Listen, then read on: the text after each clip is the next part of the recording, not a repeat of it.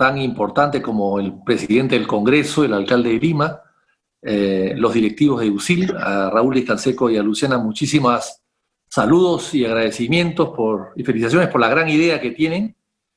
Y hablar sobre todo de Belaúnde en un momento que se le extraña muchísimo, muchísimo, una persona que hubiese actuado, como diría la señora Angela Merkel, que lo dijo hace poco, en el sentido de que, y que Belaúnde lo decía, además hace 30 o 40 años, decía, al gobierno, los políticos que queremos llegar al gobierno, no podemos llegar sin saber qué pasa en el gobierno, no podemos llegar a aprender qué cosas tenemos que hacer.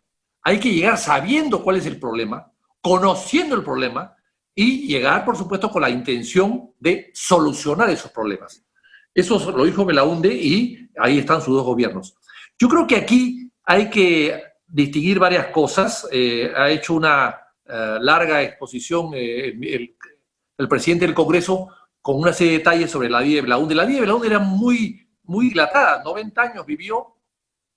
Y recuerdo que cuando el cardenal Cipriani se le acercó al presidente de Belaúnde en su departamento meses antes de fallecer para que le cuente su vida, o sea, quería, en otras palabras, confesarlo, Belaúnde le dijo, oiga, mi vida es muy larga y es pública, no tengo nada que contarle. Y es verdad, Belaúnde no tenía una vida oculta, no tenía dos vidas, no, Belaúnde era un hombre totalmente íntegro y transparente. Por lo tanto, era muy fácil saber lo que hacía, lo que pensaba, lo que iba a hacer además.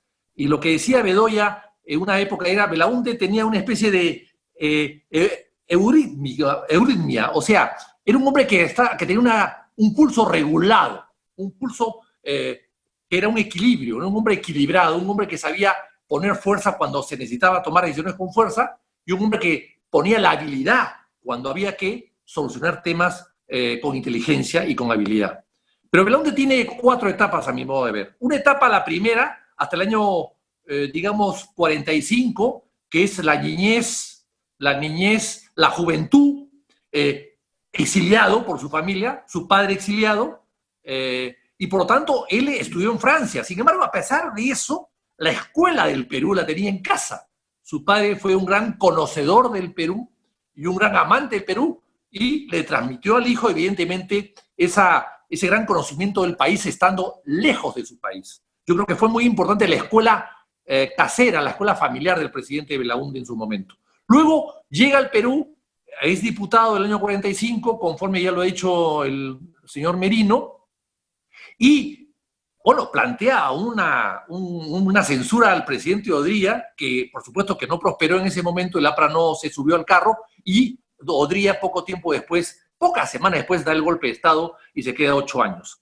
Entonces, Belaúnde ahí acaba un periodo que es su elección como candidato a diputado, que saca una gran votación, la segunda votación después de Luis Alberto Sánchez, y luego el año 56 ya se lanza realmente a la política por el famoso Frente de Juventudes y empieza un poco ya la parte de la campaña presidencial y la presidencia después, el año 62 primero, con una elección que perdió por 20.000 votos oficialmente y con una presidencia del año 63 que era con menos de 40%, 39 punto algo por ciento de alianza con la democracia cristiana.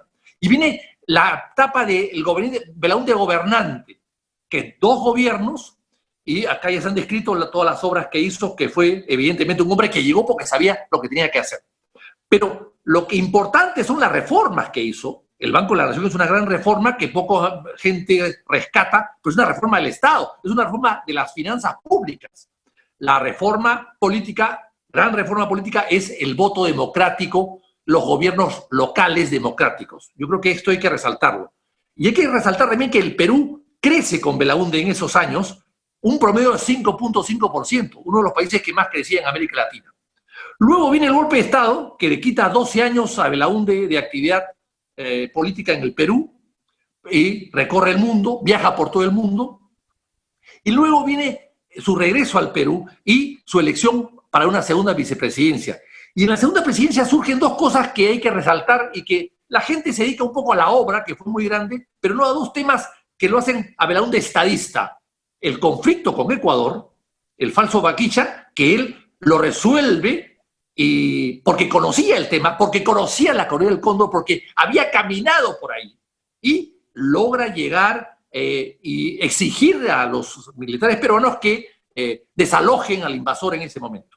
Y no va más allá, no cruza la frontera, a pesar de que los militares entusiasmados querían cruzar la frontera. O sea, Belaúnde, estadista, él conservó lo suyo, defendió la patria, pero dije, acá nos quedamos, y se firmó un acuerdo con Dubois Sorrosa, el almirante ecuatoriano y peruano, que reconocieron las coordenadas, que eran las coordenadas correspondientes al Tratado y al Protocolo de Río de Janeiro.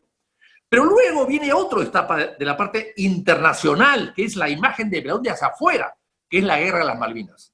Belaúnde participa ahí, tiene dos participaciones que son muy importantes. Primero, una participación diplomática con un acuerdo de paz que estuvo a punto de firmarse. Inclusive Belaúnde había ordenado ya que pongan alfombra roja y que abran las puertas de Palacio para firmar el convenio de paz. Pero en el interín, en horas, hubo el hundimiento del Belgrano por el Sheffield y provocado por Inglaterra, evidentemente, para no firmar la paz. Y la fórmula de paz de Belaúnde, que está reconocida universalmente, se frustró.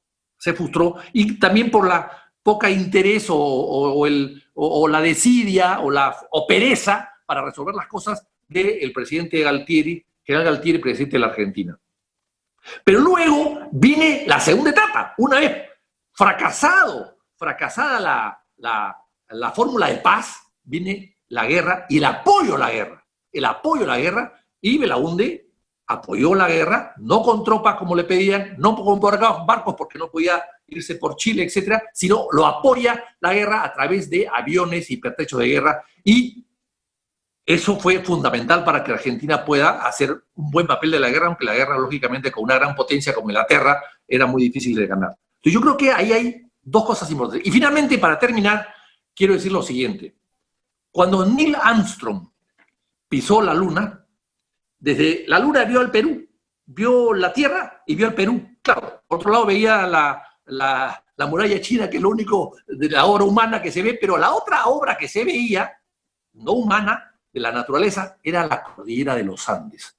Entonces Armstrong dijo, ¿qué país está allí? El Perú. Bueno, ¿es un país viable? ¿Es un país viable? Y eso me hace recordar a las cartas, muchas cartas que ha publicado Carmen Maquebu sobre la guerra con Chile, donde los chilenos antes de la guerra decían, el Perú no es un país viable.